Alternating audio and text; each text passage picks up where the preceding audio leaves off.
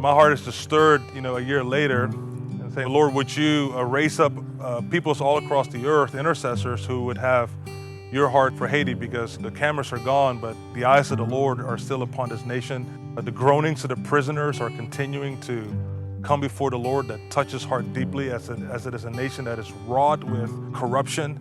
But yet the Lord has a vision for this nation. One of the passages that was highlighted by the Lord was 1 Peter chapter 2, verse 9, and that they are a chosen people. In other words, they have an identity in God and a royal priesthood, that they are called to nobility and the office of worship and intercession as a nation. I kind of would help to think of one of Haiti's names is that they're called the Pearl of the Caribbean, that in their history they were actually one of the most beautiful islands. I think the Lord sees it that way. He sees it as the Pearl of the Caribbean. Matthew 13, Jesus is like the divine merchant who gave it up all for the sake of the pearl of great price. And yes, he gave it all up for the sake of the world. But then in this case, Jesus, the divine merchant, is in passionate and tender pursuit of this nation. And that's the thing that's just been touching us as we've been here, is watching Jesus pursuing this people and watching the people pursuing the Lord, and watching the beauty of Jesus in the response of a people who are destitute and suffering. I mean, it's absolutely remarkable that just so moved our hearts to watch a people in the midst of their pain, in the midst of their suffering, crying out to the Lord, and you cannot but help to want to go, Jesus, how beautiful are you, and how worthy are you that to have such loyalty and devotion.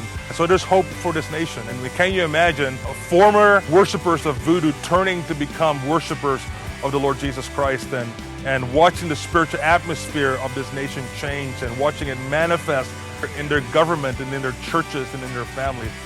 I've never heard music like this in all my life. I don't think I've heard anything like the Haitian sounds. The explosions of joy and worship and dancing, so clouds of dust are like a cloud of incense to God all over this place. Could we believe that Haiti could be turned around because of the restoration of the house of prayer, that out of Haiti, out of the rubble, the first thing that could be rebuilt is the house of prayer that could restore a nation? We're daring to believe that. I've been so gripped of late about the ecclesia of God, the ruling body. I've just read over the last day the governmental history of Haiti and the destruction, one president after another, coups, murder, bloodshed. But why can't we believe for a house of prayer that will bring forth the government over kings and rulers in this age? Let's believe in the next 10 years, such a testimony of righteous government would be raised up here, that peace would come to this land, and it could actually be, as Stuart has said, the Pearl of the Caribbean.